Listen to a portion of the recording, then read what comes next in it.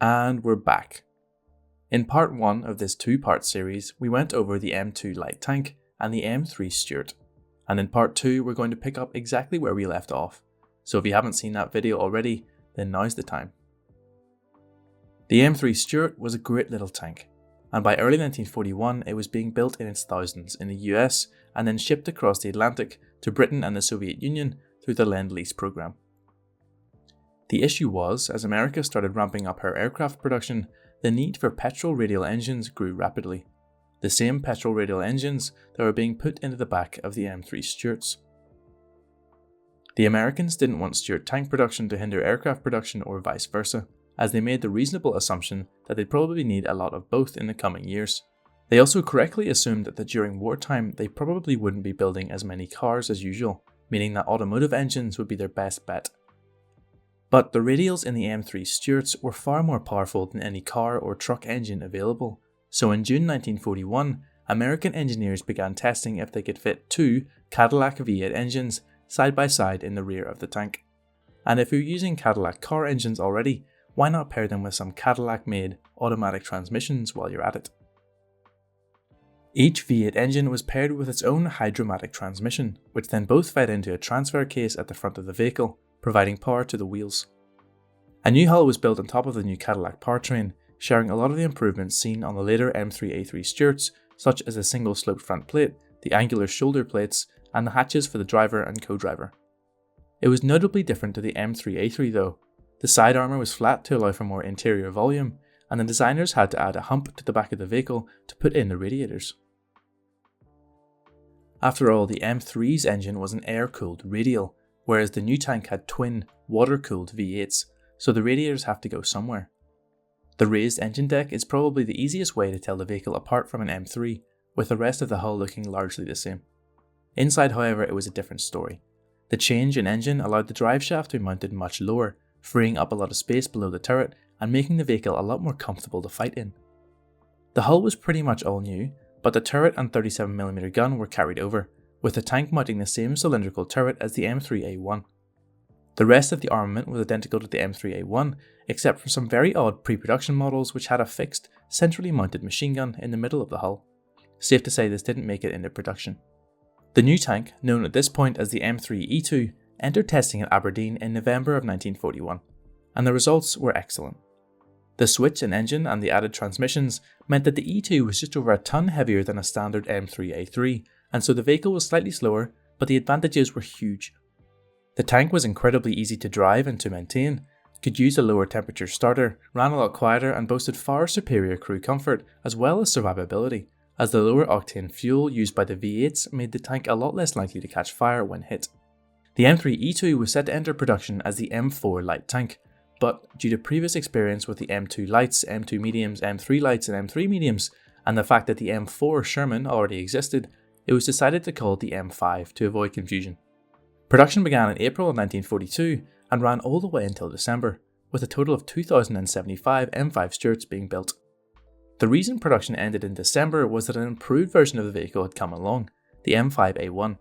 In its simplest terms, the M5A1 mounted the larger turret of the M3A3 on the M5 hull. Bigger hatches, a bustle for the radio, more room inside, etc. But there were a lot of other, more minor changes. Track grousers could be attached to the side of the turret on these racks, a large storage rack was added to the rear, an escape hatch was added to the hull floor, and the 30 caliber anti-aircraft mount was moved to the right hand side of the turret. Later, and still within the scope of the M5A1 designation, the pistol ports were removed and an armoured shield was added to the side of the turret. This shield provided a bit of protection for anyone operating the 30 caliber, but also meant that the gun could fold down out of the way when not being used. Production of the M5A1 chugged along until June 1944, with 6,810 vehicles built, more than 3 times the production numbers of the standard M5. M5s and M5A1s would quickly begin to replace the M3 Stuarts in British, American and Free French service, and would see action in Africa, Italy, France and Germany as the Allies pushed through Europe. It had originally been planned for the M7 medium to partly replace the Stuart by mid-1943, but the failure of that project meant that never really happened, and the M5 served until the end of the war.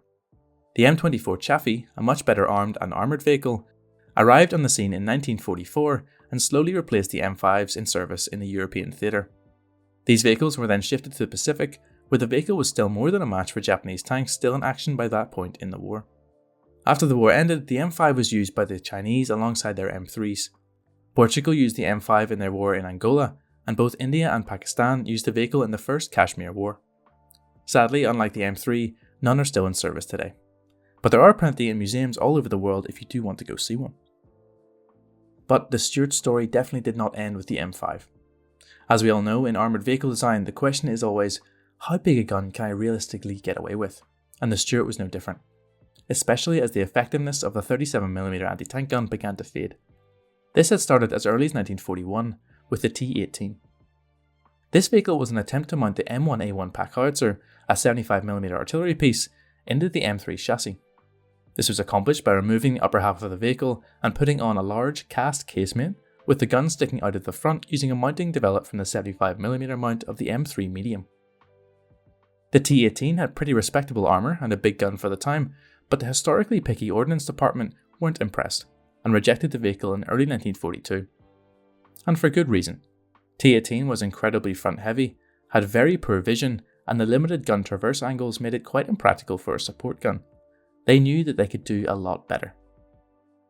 In April 1942, two proposals were put forward, T-41 and T-47. T-41 was for an open top design, not dissimilar to the M7 Priest that had just gone into production. This didn't get very far at all before it was cancelled, as the T-47, a turreted design, was far superior. It did form, sort of, the basis for the T-82, a much later design that mounted a 105mm howitzer in the Stuart's chassis. It met the same fate as the T-41, however. The T-47 proposal involved removing the turret of the Stuart and replacing it with a much larger open-top model mounting the 75mm gun. The turret was a lot larger than even that of the M5A1, and it was necessary to remove the driver and co-driver's hatches on the turret roof. Instead, the new vehicle had two smaller hinge plates on the front glasses, which could be propped open when not in combat. These weren't really big enough to use for access, which had to be done through the turret.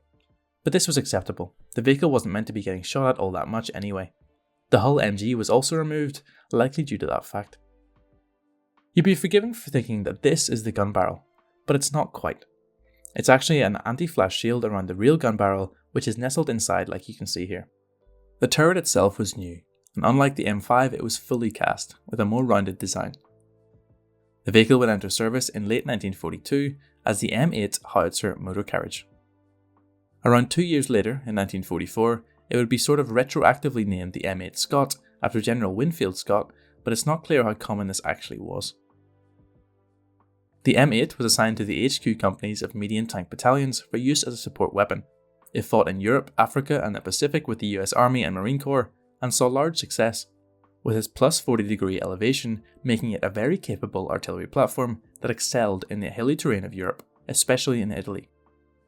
The M8 would be phased out for the 105mm armed Sherman starting in early 1944, providing a much bigger bang in a much more common chassis, especially as the M24 continued to replace the M5.